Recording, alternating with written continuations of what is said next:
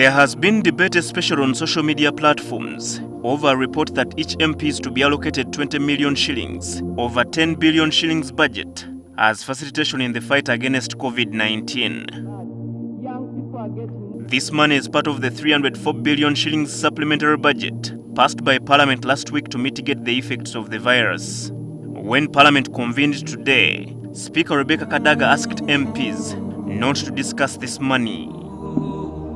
I want to appeal to the members of the House. The issue of the 10 billion shillings is an issue of the Parliamentary Commission.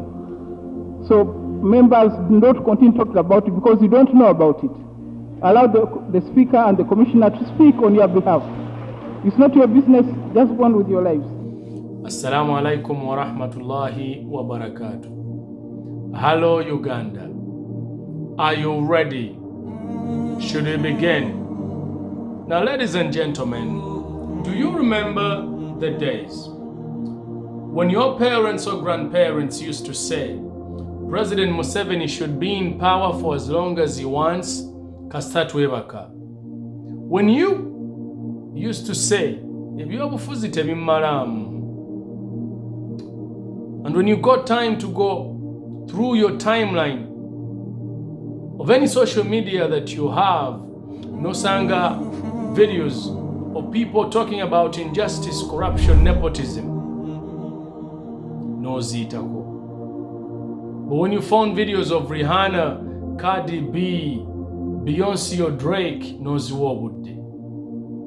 I am so happy today that this is happening, because now you go to bed, you wake up, sleep again, you wake up again, and because you have nowhere to go, nowhere out, the only thing you're doing is to reflect on what is happening in the country, which is why most of you are now paying attention.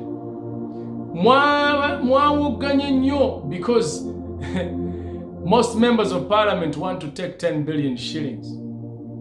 Now, do you remember the days when President Museveni wanted the age limit bill to go through? Now what he did, yakwata sente dana azikanyugira ba member of Parliament. Most of them took it. But one of the challenges is that the Parliamentary Commission that governs Parliament doesn't have money to facilitate the legislators for the consultation. Sources told NTV that each MP is expected to get 20 million shillings, although they wanted 30 million. In 2013, there was controversy when opposition MPs claimed that colleagues had been bribed with 5 million shillings to consult on the domestic relations bill that had been withdrawn. Prior to the 21 elections, each MP of the 8th Parliament was given 20 million shillings to monitor the activities of the National Agricultural Advisory Services, NAADS.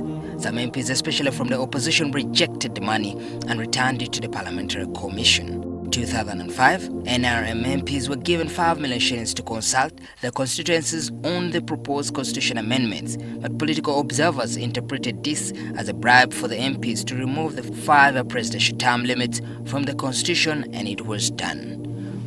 Who benefited? President Museveni. Sente zali zani? Zali zamwe. Today, the supplementary budget ku sente ze muli mu kuwogganira mbo bamemba ba Parliament abasinga ze baagala otwala. Bingi ebyayogibwako. Yafuna sente ezisuka mu trillion enamba. Era simanyi lwaki mu bannamawulire temunaba kuvaayo kutangaza eggwanga lino kyekituufu ekigenda mu maaso. Ffenna essira kituufu mu kaseera kano tulina obuzibu bwa COVID mu ggwanga, naye tuveeyo twogere ekiri mu ggwanga. Nti olunaku olwo lwennyini Parliament yayisa budget ya buwumbi 284 obw'okulwanyisa ekirwadde kino. Mu ssente ezo mwalimu obuwumbi 104 obwagenda Ministry y'ebyobulamu, mwalimu obuwumbi 59 obwagenda mu Ministry ya Disaster Office of the Prime Minister, mwalimu obuwumbi 6 obwagenda Ministry ya ICT and National Guidance, mwalimu obuwumbi 2 obwagenda mu KCCA, kamu nga kagenze Ministry ng'akamu kagenze ng'akamu kagenze mu Authority, mwalimu obukadde obuwumbi 35 bwagenda mu local government nga bwakugenda mu districts ez'enjawulo okuyamba taasisi ez'enjawulo okuddukanya emirimu egy'okulwanyisa ekirwadde kino ekya korona. Naye ebyo byonna nga tubitadde ku mabbali. Ku lunaku olwo paalamenti eyisa supplementary budget ya buwumbi 4 under classified expenditure okugula classified military equipment. Ekyo nga temukyogerako. Now okujjako nga siwulidde bulungi, but in this era, in these times when we are supposed to be vigilant ku kirwadde kino kiri mu kututawaanya, why would someone purchase equipment ez'okulwana okujjako ng'ekigendererwa kye kyakusigala mu buyinza? In fact, I want to show you this video again kibayingira mu mutwe nti President Museveni tali mukolera mmwe. Tali. Do you wake up sometimes and feel, you know what, this is too much for me. This is too much. You don't feel appreciated enough. It doesn't matter because I'm working for myself. I'm not working for other people. I'm working for my grandchildren, for my children. Gutachikwasa naku that when other governments in Ghana zijjawo okusasula ku masanyalaze n'amazzi. Again, the Ghana Water Company Limited and the Electricity Company of Ghana have been directed to ensure the stable supply of water and electricity during this period. In addition, there will be no disconnection of supply. Furthermore, government will absorb the water bills for all Ghanaians for the next 3 months, i.e. April, May, and June. Iwaffe, the day they put a curfew, abamasanyalaze n'amazzi bwe batandika okusala, tekikwasa nnaku. When the Kenyan government abakulembeze bo beetemako ssente, ewaffe bamemba ba parliament babakanyugidde ssente mbu bazitwale. Tekikwasa nnaku. When governments like eza Rwanda ziri mu kugezaako. Of Kenya's bicameral parliament, Justin Muturi and Ken Lusaka, have now followed the president's example and announced that they will also be taking a voluntary 30% pay cut for the next 3 months in a bid to join hands in the fight against the coronavirus pandemic. They have called on the National Treasury CS Ukur Yatani to establish a mechanism where such monies will be channeled. At the same time, Speaker Muturi has confirmed that he is yet to receive a request from the National Assembly's leadership requesting for a special sitting to deliberate some of the proposals made by President Uhuru Kenyatta to cushion Kenyans from the economic vagaries of the coronavirus. Ewaffe, baminista bali mu kusaba ssente za billboards. Minister n'asaba ssente mbweza social media ne bamubuuza zaaki nga ne answer tasobola kugiddamu. Tonight. Listen, I don't think Ugandans will forgive you for this, Honorable Peter Gwang. You're asking for 14 billion shillings. Think about this. You, as a Minister for ICT and Information, you know that media houses, government has free airtime. Media houses can do this as part of their corporate social responsibility. You are saying you're giving 10 billion shillings to media houses to pass out the message. That is not fair.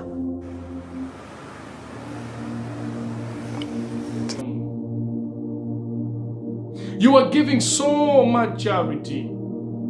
You are giving so much money, foodstuffs. Ofono pondo n'avaayo n'agamba nti ab'omu kyalo temugenda funa. Gavumenti esobola kugaba mmere mu ggwanga lyonna mu kiseera kino kubanga gavumenti terina busobozi obumala. Omuntu ali mu kyalo oba abantu abali mu byalo banyigirizibwa naye bo balinaako engeri kubanga oyinza okugenda kunoga doodo. Ekisinga n'okwasa ennaku mwaba mu kyalo ne health sector yammwe ate kati yeeyongedde kuvundira ddala. Kyokka ate n'emmere tebagenda gibawa. Mbulwa kuba mulima. Ekisinga okwasa ennaku ekirala. I see most of you. Muvaayo ne mugamba nti katulabe ku mukulembeze, maybe today he will talk about rent. Maybe today he will talk about taxes or loans simply because you are watching the Kenyans mungabali mukubikola. Chitufu, they are discussing this or they want to discuss. I applaud the members of our society who have risen to the call to support and share in the bounty of their blessings with their fellow countrymen, helping many cope with the fears weighing on their minds to provide a decent living for their families.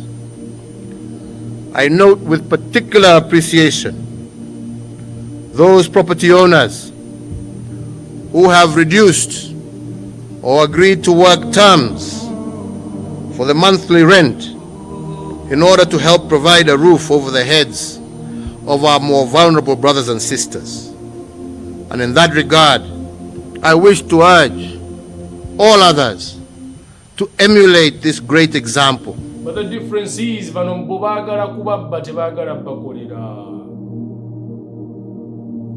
ladies and gentlemen, now,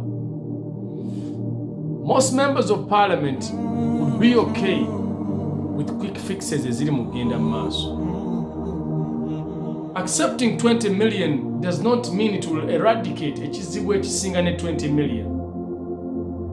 I mean, how can someone say, because Honorable Latifu Sebagala gwe wasooka okuleta ekiteeso kino, you've been in parliament for more than 20 years. The best thing you should come towards is this. Abantu bali mubakuba kuyingira munda naye mbu ate mwagala kuzifuna. Musomesa abantu ku COVID. Ladies and gentlemen, the major problem of Africa, it is not that we are poor, but because our mindset, we don't value it, we degrade ourselves so much. And there was an etujivako. I don't care if you know too much about nyege nyege. If you know too much about blankets and wines or roast or whatever. What do you? But take some time because if you don't, you will find out tomorrow that your life sucks. If you don't, your children will suffer because you chose to make wrong choices in times when you had options to make the right ones. You should go party, do everything that you want. We do too, but we know when. And most of you, the mobile government and mafia, advisors, are you trying to say that the president Zigana ye president asobola kukimanya wakukiraba? Listen, omwaka tegunnaba kugwa, but look at how much money ziba spending. Sife tusinga cases nyingi nnyo mu region naye tu spending akiralu. Ebiseera by'enzige bwe byajja ne batwala sente zaali zaakajja mu enzige ne zigenda. And now I heard him kati zaakomyewo. Look at how much money zebali mu kutwala wano ku COVID. Like really guys? And tomorrow you wake up and you sell your vote. No tunda akaluko karambe siyo namba no jitundira ku sukari. And then I see those people who call themselves intellectuals.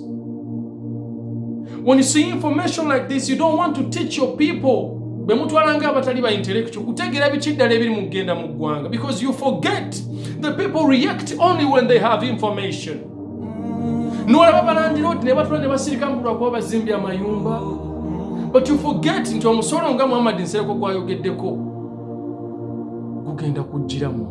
Enti gyerese gye gino wammanga 30% of rental income tax gye eyagala rental income tax wa 30%.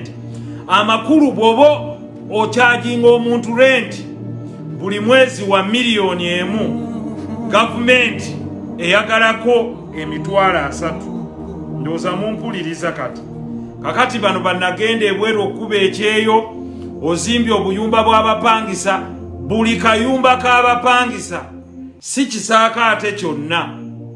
Buli kayumba ka mupangisa gavumenti eyagalako ebitundu 3 ku buli 100. And then you will want to strain the tenants. And then they will get strained amayumba bagaveemu. Either gabeerawo nga makalu oba onyigirizibwe oleke buli tenant abeeremu asasula ssente z'asula. So intellectually ebeera nga terina kyekuya. You see, I am so happy that this is happening because it is exposing this government. It is also exposing you to the many problems ezibadenga mu ggwanga nga temuzifaako simply because weekend obadde otera n'ogendako awutu n'okola kyolunaku ne luggwako. Did you know that if these problems started in Africa, abakulembeze abamu abo bandizze paka ate mu nsi zino gye bandibajjanjabidde? Is that what you want? Mutemwagala kubeerako nga mulinako amalwaliro ge muli proud of. Temwagala kubeerako nga institutions muli proud of them. But because these institutions were individualized, President okujjako nga yayogedde yokka ebintu ebisinga tebikolebwa. Ladies and gentlemen, I'm sorry I might sound so rude, but I am so happy this is happening. Eri abo bonna ababadde nga batayagala kuyiga bafunemu ekyokuyiga. Eri abo bonna abaali batafa ku ggwanga lyabwe mutandika odditunuulira.